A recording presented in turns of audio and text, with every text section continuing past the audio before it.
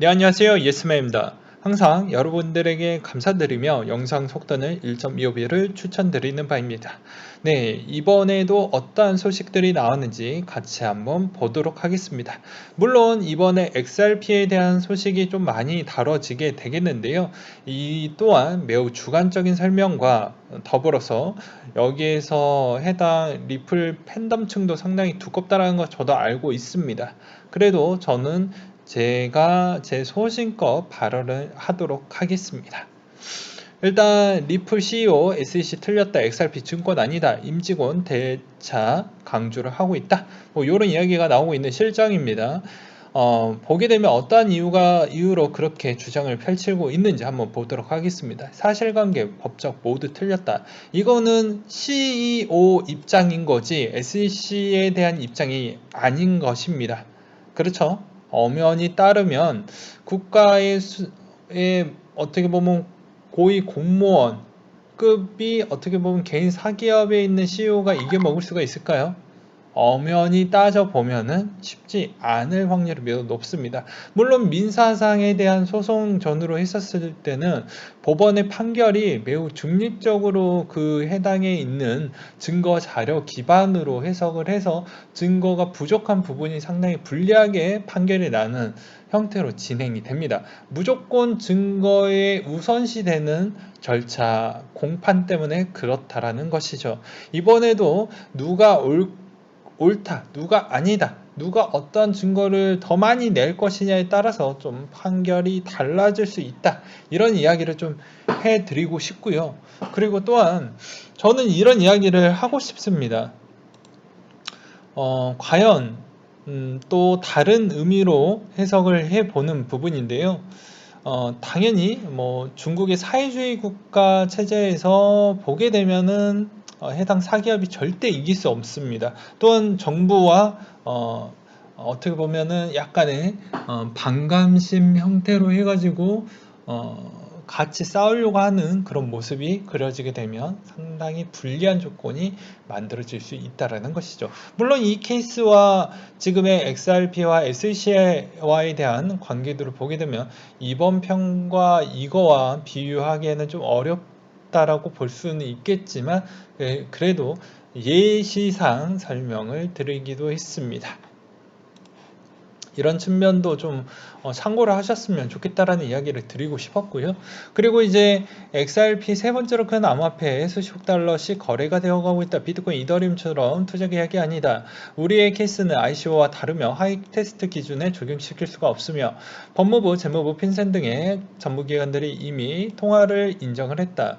XRP 홀더들은 리플의 이익을 공유하거나 배당을 받지 않는다. 의결권, 기타 권리도 없다. 이 말의 의미는 뭐냐면 XRP 자체에 대한 뭐 추가적인 측면에 대해서 더 이상 내가 갖고 있는 소유권 행사가 없다라는 거예요. 말 그대로 ODL 프로젝트에 한해 가지고 가격이 올라가는 그런 부분 말고서는 기대하지 말라는 겁니다. 그리고 이거에 따라서 손실이 나거나 이런 측면까지도 우리가 그것을 굳이 챙겨주지 않겠다라는 확대적 해석을 해볼 수가 있겠죠. 반면에 리플의 고객층 기반으로 했었을 때 그분들도 리플 XRP를 많이 들고 있기 때문에 어떻게 보면은 그 XRP에 대한 가격이 많이 불확실하게 이렇게 요런 고만고만하게 스테이블 효과를 더 좋아하는 편이지, 오히려 많이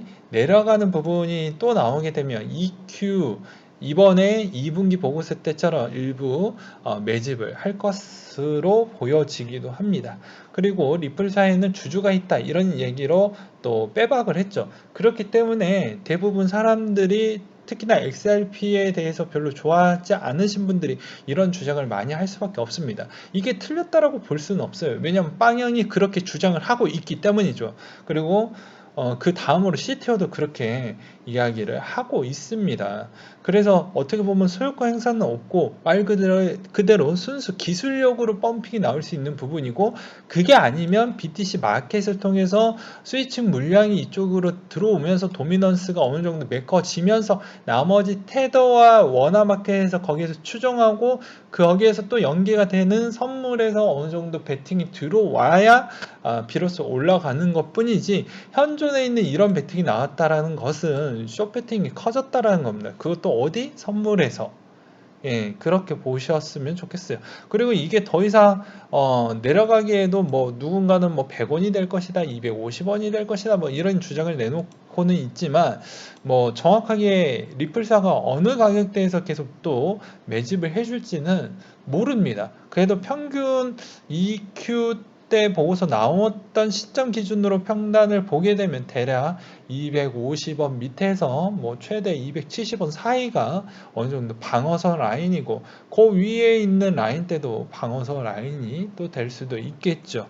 그래서 그런 측면으로 좀 바라볼 필요성이 있습니다. 누군가는 이렇게 뭐 더 떨어질 것이다 라고 주장을 하시는 분들도 있지만, 개입을 할 것으로 EQ 때 공개를 했기 때문에 더 이상 계속 내려갈 수 있는 부분은 아니다. 그리고 대규모 물량을 제일 많이 들고 있는 자도 누구다?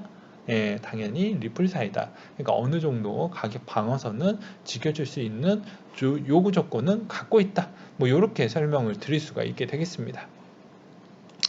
그리고 이더 개발자 또한 뭐 리플 거래 지원 중단을 해야 된다라고 해서 좀 소규모 거래소 쪽은 XRP 지원 부분을 중단하기도 했습니다. 네, 근데 뭐 그것으로 인해서 영향을 줬다, 뭐 이렇게 보기에는 좀 어려울 것 같고요. 이렇게 좀 슈퍼급 악재가 나오다 보니까 선물에서 좀 민감하게 좀 받았다, 뭐 이렇게 보는 게 더 바람직할 것 같고요. 그리고 미국의 비영리 연구소 리플의 SEC 소송 전 SEC 주장이 더 일리 있다라고 이야기를 하는데, 이거는 이제 XRP 쪽에 있는 소속된 리플사에 대한 CEO 입장과 SEC에 대한 입장이 있는데, 어떻게 보면 SEC는 저번에도 이야기를 했듯이 과거 2014년도 때부터 2016년도 사이에 대한 과거 기반점 기준으로 본다라고 하면 약간의 어떻게 보면 리플사가 놓치는 부분에, 법적으로 놓치는 부분이 분명히 있었을 거라고 저는 생각이 듭니다. 그거의 뒷받침 근거는 무엇이냐? 해당에 있는 모든 스타트업들은 성장을 하면서 그거에 따른 여러 가지에 대한 우수 인재들을 확보를 그제서야 하기 때문에 진행 중이라는 것이죠. 그래서 약간씩 부족한 부분이 분명히 발생을 했었을 것이다 라는, 저는 그렇게 주장을 하는 바입니다. 그래서 이거에 따라서 보게 되면 지금에 대한 조건으로 보았을 때는 약간 불리할 수도 있다라는 생각도 줄 수는 없어요. 예, 그렇다고 해서 너무 불리하다라고 보기도 좀 어려운 부분은 있죠. 왜 그러냐면 최근에 전 세계 질병으로 인해서 실업자 추이가 너무 급격하게 커졌습니다. 그러면 새로운 업종을 많이 만들어서 어떻게 보면 그 직업 업종을 많이 늘려서 어떻게 보면 고용 효과 창출을 만들어내야 되는데, 오히려 고용 효과 창출이 나오지 않게끔 어떻게 보면 그 해당 업종을 또 줄여버리면 어떻게 보면은 발전의 속도는 좋은데 업종의 수는 오히려 감소되는 수치가 더 빨라지니까 기현상으로 인해서 또 그렇게 보기에는 좀 어려운 부분도 없지 않아 있겠죠. 네, 그래서 이렇게도 또 보기도 했었고요. 미 SEC 리플의 소송 제기 13억 달러의 미등록 증권 판매 혐의 부분 해가지고 뭐 요런 내용도 보이기도 합니다. 그리고 제가 보았을 때도 좀 시간이 늦어가지고 뭐 어쩔 수 없이 그냥 스샷본으로 이렇게 찍어가지고 보여드리는데, SEC 뉴스에서도 여기서도 이렇게 확인을 할 수 있다는 점을 좀 참고하셨으면 좋겠고요. 그래서 어떻게 보면은 이 금액이 또 작다라고 보기에는 좀 어렵죠. 예. 그리고 요렇게 어려운 시국에도 테더가 신규 발행에 재고 보충을 하고 있다 라는 점은 어느 정도 조정에 대한 마지노선이 있긴 있되, 어떻게 보면은 같이 하락을 키워줄 수 있을 만한 이런 힘은 나오겠지만, 또 오히려 테더에 대한 버팀목이 나오게 되면은 아예 다른 길에만 다른 길로 갈 수도 있는 가능성도 존재를 합니다. 그렇기 때문에 그걸 좀 유심하게 또 보실 필요성도 있을 것 같고요. 또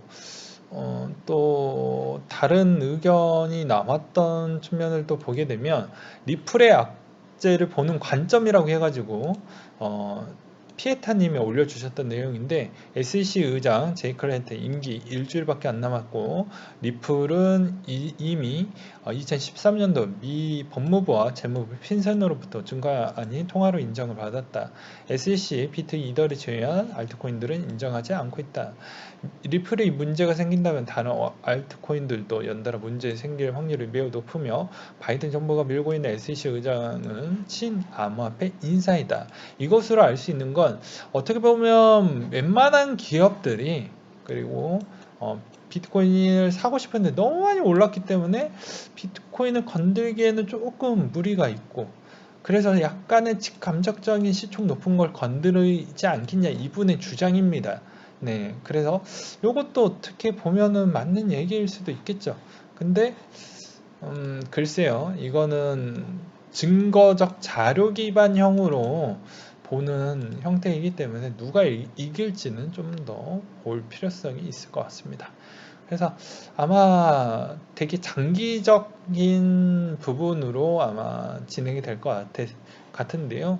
어떻게 보면 또 리플을 보면 좀 리플 팬덤 층들은 좀 그러니까 실망감이 좀 클 것 같습니다. 왜 그러냐면 이제 막 300원대를 넘어서 700원대까지 한번 찍어줬는데, 요게 며칠 안 가서 이렇게 또 내려가는 게 얼마나 속상할까요? 나머지 거는 더 많은 수익권을 막 몇 배씩 내놓고 했는데, 오히려 그렇지 않고 이 A는 좀 빠르게 또 내려가는 모습을 또 보면 되게 또 속상할 수도 있을 것 같다라는 생각도 들기도 했습니다. 그래서 그런 측면도 보셨으면 좋겠고요. 그리고 비트코인 15만 위안 돌파 중급판 지식인 한 이슈 탑3에 진입을 했다라고 해서, 여기에서도 보이죠? 네, 여기서도 보이죠? 제가 지금 중국에 있으니 중국의 소식을 설명을 드린다고 하면, 지금 비트코인 난리도 아닙니다. 정말로. 중국인은 비트코인, 이더리움 진짜 많이 좋아합니다. 예. 상해, 광저우, 그리고 베이징, 그리고 홍콩, 특히 홍콩, 싱가포르 매우 좋아합니다. 예. 그렇기 때문에 지금도 거래 부분 추이도 많이 늘어났다고 하거든요. 그래서 나쁘지 않으니까 계속 그렇게 보셨으면 좋겠고요. 그리고 서베이 호주 청년 20% 암호화폐 보유했다라고 되어져 있는데, 25세부터 44세 호주 청년 중 20%가 일종 이상의 암호화폐를 보유하고 있다. 대부분 젊은 청년들은 이번에 인플레이션 대비해서 내가 할 수 있는 게 없다 보니까 마지막 마지노선으로 암호화폐를 많이 선택을 하는 것 같습니다. 그런 측면이 좀 많이 보여지고요. 그리고 그 다음으로 또 보게 되면은 진리카에 대한 소식을 좀 갖고 와봤는데, 진리카가 왜 이렇게 많이 올라가냐 보게 되면, 진리카 단독으로 좀 많이 올라가고 있죠. 보게 되면 새 프로젝트를 바이낸스와 같이 한다라고 되어져 있습니다. 여기서도 보게 되면은 이 바이낸스 USD 부분하고 무언가를 좀 해보려고 이렇게 볼 수가 있는데요. 여기서도 이제 보게 되면 포인트만 보게 되면, 진리카는 처음으로 USD 지원 스테이블 코인의 네트워크를 가져올 준비를 하고 있다 라는 내용을 갖고 있고, 이게 전략적 플레이어가 프로젝트를 시작하는데 참여할 것이고 가장 중요한 역할을 하게 될 것이다.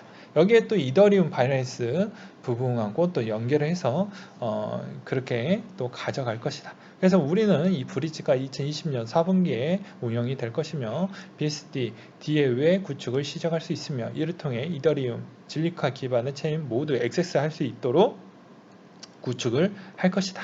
하면서 많은 급증을 보여주고 있는 실정입니다. 그리고 메사리에서 나온 한국이 홀딩 현황에 대해서 한번 볼 수가 있는데요. 보게 되면 빗썸, 코인원, 코빗 부분인데 비트코인, 그리고 그 다음으로 이오스, XRP, 그 다음에 나머지 잡트라고 볼 수가 있겠죠. 그 다음에 이더리움을 볼 수 있겠고요. 이제 코빗이나 코인원을 또 보게 되면 또 XRP 부분이 좀 많이 크다라는 걸 알 수가 있습니다. 이렇게 불장이어도 자기 자신에 대한 포트에 어떻게 보면 비트코인이 또 한국인들은 비트코인을 그렇게도 좋아하진 않는 것 같아요. 또 어떻게 보면은 또 이런 부분을 또 보면 아니면 계속 존버를 해서 현 상태에서 그렇게 보여지는지도 모르겠고요. 근데 대부분 제가 최근에 새롭게 또 하려고 하시는 회사 주요 관계자분들을 또 보게 되면 또 의외로 또 가격을 싼 거를 그렇게도 또 좋아하더라고요. 왜 그런지 모르겠어요. 심리적 차원인 것인지는 모르겠지만 근데 그런 측면이 있습니다. 그 이야기를 좀 드리는 부분이고요. 그리고 비트코인 해시레이트 경제, 라이어 블록체인 채굴기 15,000대 추가 구입했다라는 내용인데요. 해시레이트가 65% 증가할 것으로 예상이 된다라고 되어져 있어요. 15,000대가 되면. 근데 이걸로 알 수 있는 점은 무엇이냐면 기업 간에 대한 경쟁이 커질 수밖에 없는 게 최근에 코인베이스가 IPO를 했잖아요. 그리고 채굴에서도 최근에 IPO 잘 되고 있습니다. 그러다 보니까 그거에 따라서 좀 움직여 주려고 하는 거 아니냐, 또는 투자 유치를 좀 잘 받으려고 하는 거 아니냐 라는 것 같습니다. 예. 아니면 또 이번 형태의 채굴기, 이거는 이제 제가 좀 시간적 여유가 있으면 이 자료를 아마 준비를 했었을 텐데, 채굴기 장비를 늘렸을 때 대비 그만큼 비트코인이 몇 개, 3개월 또는 6개월 뒤에 어떻게 보면 가격 추이가 어떻게 변했는지를 좀 비교를 해보고 싶은데 시간이 되지 않네요. 그 다음으로 보게 되면은 디파이로 문 열린 랩핑 암호화폐 최종 승자가 누가 될 것이냐에 대한 이야기가 나오고 있습니다. 보게 되면은 뭐 여러 가지 급등도 많이 나왔고 그렇기 때문에 이거에 따라서 여러 가지 문제도 있지만 계속 보충이 되면서 그렇게 시장이 이끌려 갈 것 같고요. 그 다음으로 이제 보게 되면은 뭐 해시드가 프로토콜 경제에 1200억 원을 투자한 이유라고 되어져 있는데, 해시드는 정말로 대단한 것 같습니다. 예, 진짜 한 우물을 올인하다시피 이제 제대로 가겠다라는 것인데, 어느 정도 이 해시드도 이제 미래를 보면 나쁘진 않을 것 같아요. 네, 그런 측면으로 볼 수가 있겠고, 빗썸이 암호화폐 데이터 서비스 코인 힐스를 인수를 했다라는 측면이 또 눈에 들어오기도 합니다. 그러니까 그런 측면을 좀 볼 수가 있게 되겠고요. 그리고 뭐 아까 이야기했던 라이엇 부분도 그렇게 채굴적을 많이 심도 있게 가는 이유가 여러 가지에 대한 재무적인 측면에 있어서 비트코인 가치를 좀 녹여가지고 하는 부분, 그리고 추가적으로 투자 유치 부분도 꽤 많이 받으려고 좀 하려고 하는 것 같습니다. 그러니까 그런 측면이 좀 눈에 들어오고요. 그 다음으로 판테라 캐피탈 CEO가 페이팔 새로 채굴한 BTC의 100% 흡수한다 라는 내용이 있습니다. 이분의 의견은 이런 건데요. 야, 페이팔을 보이지 않게 좀 산 것 같아. 좀 많이 하는 것 같아. 그래서 앞으로 페이팔 쪽으로 가게 되면 더 많은 공급량 추이가 들어올 것 같아. 그러면 그 공급량 추이를 어느 정도 해결을 해주려고 하면 어떻게 해야 될 것 같아? 페이팔도 어느 정도 물량을 들고 있어야 되지 않겠어? 뭐 이런 이야기를 하는 것이겠죠. 그리고 가장 중요한, 올해 암호화폐 펀드 56억 달러 유입이 됐다고 합니다. 전년 대비 600% 성장을 했다고 하는데요. 펀드가 넘쳐가 나고 있는 실정이고, 선물, 현물, 그리고 덱스, 모든 게 다 넘치고 있다 보니까 ETF 될 확률이 매우 높습니다. 정말 높아지고 있는 실정이에요. 이론상으로 보게 되면 그렇습니다. 승인이 언제 날지가 궁금해진다는 것이죠. 네. 그런 측면이 좀 있겠고요. 그리고 제가 바라보는 XRP 매우 주관적인 차트를 한번 보도록 하겠습니다. 일봉 추이는 요 정도 선, 네, 평균 가격대가 250원 정도가 되고 BTC 마켓이 어느 정도 잠깐 눌렸기 때문에 이게 좀 많이 벌려졌네요. 일단은 제가 녹화 뜨는 이 시점 대비가 로 인해서 어느 정도는 멈춰줄 것으로 보여집니다. 네, 일단은 저는 그렇게 보여지네요. 그래서 여기에서 만약에 내일, 그러니까 24일 기준으로 요때쯤에 만약에 한 번 더 급락이 나오면 그때 한번 주워보는 전략이 진짜 땡큐이고, 아 나는 지금도 싸다라고 생각을 하면 지금 이 상태에서 2분의 전략으로 들어가도 나쁘진 않을 것 같습니다. 근데 현 시점으로 보면 시간대비로 보면 지금 시점에서 더 내려가기에는 좀 어렵지 않겠냐라는 이야기를 하고 싶네요. 그리고 비트코인 추이도 그렇게 썩 보면 약간씩 약세를 보여주려고 하는 모습을 보여주고 있습니다. 그러면서 해당의 도미넌스를 좀 체크를 해볼 필요성이 있겠죠. 왜냐, 리플의 BTC 마켓이 저렇게 붕괴가 됐다라는 것은 당연히 그만큼 도미넌스에 대한 변동폭도 컸다. 뭐 이렇게 설명을 할 수가 있다라는 것입니다. 보게 되면 많이 올랐죠. 네, 거의 70%에 가까워지고 있는 실적입니다. 이 말의 의미는 제가 매번 설명드리기도 했지만 이 70에서 진짜 아무리 초강세가 나온다고 해도 옛날에 뭐 73, 74인데 약간 조금 더 올린다고 하면 76, 그 이상은 저는 좀 힘들다고 봐요. 그래서 그렇기 때문에 그 측면을 좀 보시면서 대응을 하셨으면 좋겠다. 뭐 이렇게 설명을 드리고 좀 마무리를 해보려고 합니다. 그래서 이거를 조금 더 초보적 관점, 초보자들이 좀 이해하기 쉽게끔 한 번 더 풀어서 설명을 드린다고 하면 이렇게 설명을 할 수가 있어요. 확장이 나왔으니까 선물은 숏배팅이 커졌을 거고요. XRP에 있는 선물 숏배팅이 커졌고 그것으로 인해서 놀랬던 부분들이 오히려 BTC 마켓에 있는 알박기를 해놨다 XRP에 있는 물량을 또 빼서 매도가 나왔겠죠. 그러면서 이런 심리가 나오지 않았을까라는 생각을 합니다. 그러니까 여기에서 꺼내서 일단 비트로 만들어놨는데, 이거 3위권이 이렇게 위태거리면 약간 밀리지 않을까? 그러니까 일단 단기적으로 매도가 해야 되겠다. 그래서 1, 2%좀 많게는 3%까지 밀렸던 이유가 그런 거라고 저는 보고 있고요. 그리고 오히려 그것으로 인해서 여기에서 가중으로 한 번, 두 번, 세 번, 테더까지 해서 세 번 이렇게 시간 대비 차별 대비로 그렇게 많이 밀렸습니다. 그렇기 때문에 좀 급격하게 밀리는 부분도 없지 않아 있지 않았을까. 뭐 이렇게 좀 어떻게 보면 하락이 어떻게 만들어졌고 어떤 형태로 좀 많이 눌렸는가를 설명을 드렸던 포인트라고 보시면 될 것 같아요. 일단은 XRP는 제가 보아도 아무튼 여기서 만약에 한 번 더 밀리게 되면 거의 그 라인대에서 한번 주워보는 전략으로 가져가 보는 게 맞지 않을까 라는 생각으로 정리를 해드리는 바이고요. 그리고 이게 현 시점에서는 저는 그래요. 뭐 이게 장기적으로 소송전이 좀 오래 갈 것 같으면서도 어떻게 보면 그냥 아무렇지 않게 끝날 수도 있어요. 그래서 저는 오히려 후자가 조금 더 냄새가 많이 나긴 합니다. 오히려 뭐냐, 그냥 아직 너무 맹신하지 못했다, 아니면 후발주자에 있었던 큰손들이 아직 많이 접근을 하고 싶은데 너무 가격이 비싸니까 약간 인위적으로 무언가를 좀 건들려고 하지 않았을까, 뭐 이런 생각이 더 많이 들더라고요. 이거는 그냥 저의 촉입니다. 이거는 나머지 부분은 자료 기반용으로 이야기를 했지만 마지막 부분에 대한 설명은 그냥 저의 촉으로 설명을 드리는 부분이니 오해하지 않으셨으면 좋겠어요. 네, 오늘도 제 영상 재밌게 봐주셔서 정말 감사하고요. 이상으로 마치도록 하겠습니다.